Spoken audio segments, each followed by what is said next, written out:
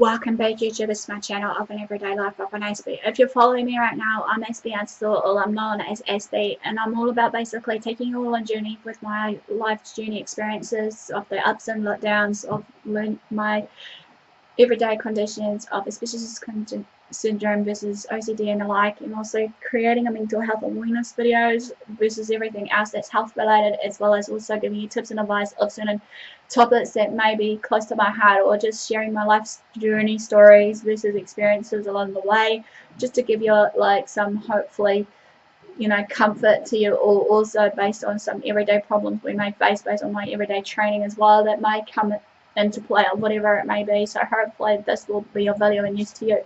So I welcome you newbies to my channel, and I welcome you oldies also. Basically, thanks for your support and thanks for journeying with me from the very let-go. Without you guys, as I've said so many times before, that I'm actually kind of blessed and humbled that you guys are following me and actually just supporting me and trying to keep me going by just doing what I have to do, regardless of it all.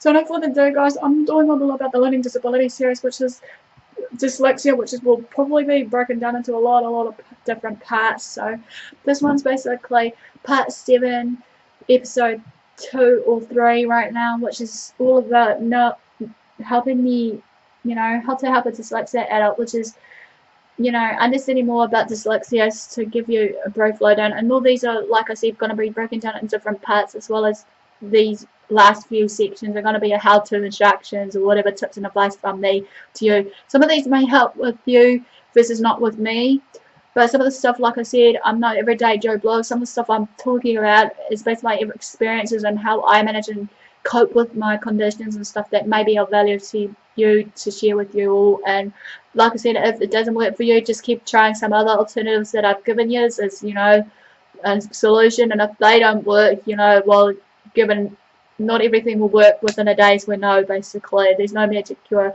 If you don't feel that any of these work, seek professional help or seek an opinion by your medical professional. So let's begin this. Okay, this is part 3 or 4, I can't remember right now. I think, yeah, it's part 3, understanding more about dyslexia and how to help a dyslexic adult. So number 1, know about all the differences in information processing. The primary disability in dyslexic adults is a difference in the way the brain processes the information that has been sent or received from the actual receiver, and how they'll interpret it. The most obvious way is the difficulty dyslexic people may have is interpreting the written language if you've given it in a written language form instead of an oral. Because most people learn to read as children, dyslexia is often, as I said, in a given diagnosed in childhood, like many other learning disabilities and other conditions alike.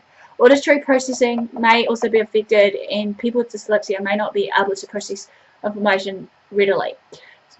Sometimes the speed with which a dyslexic person processes spoken language may be slower than others. Language may be interpreted literally, meaning that jokes and sarcasm may be easily misunderstood.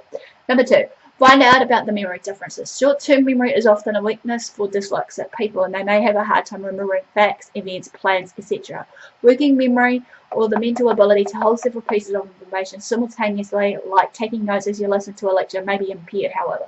Someone with dyslexia might make the mistake with basic information, such as giving his or her age or the ages of their children.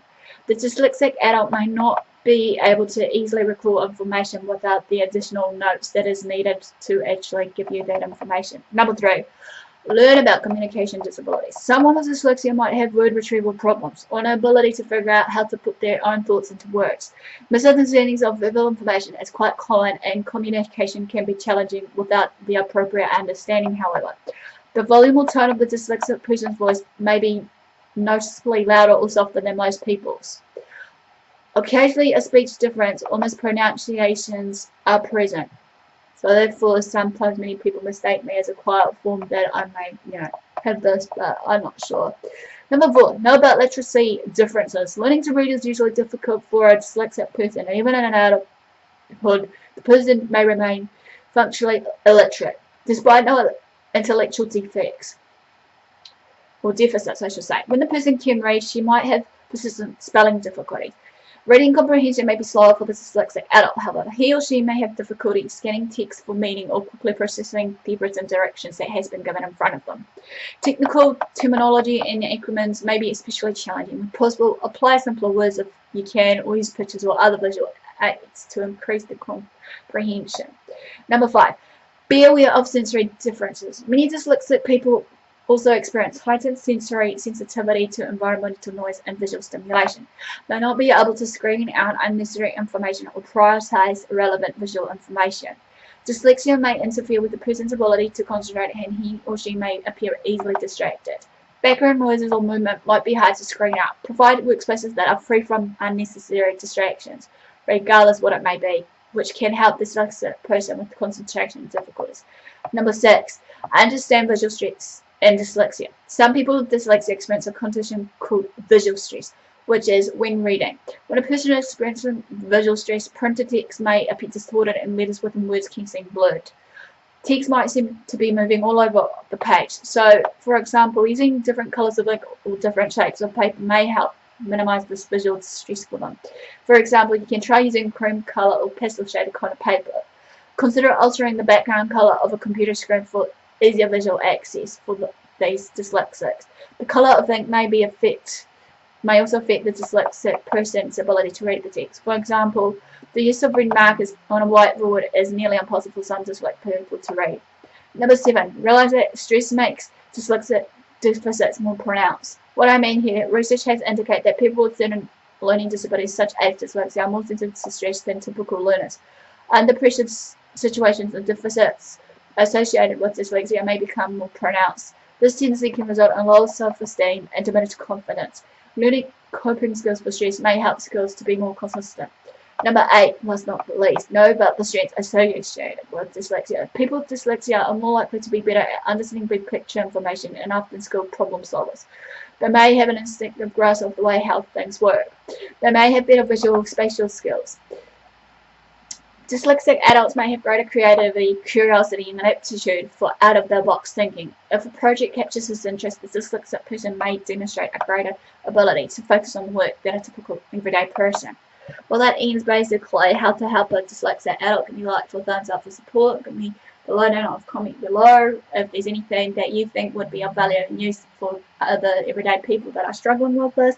Feel free to follow me on Twitter and Facebook, AspieAnswersAll. Feel free to also subscribe to my channel if you haven't done so, because I'm hoping to do this on the daily. Feel free to also just share these around to your family and friends. Do what you love what you do. Until next time, thanks for support, thanks for watching. I'll see you again soon.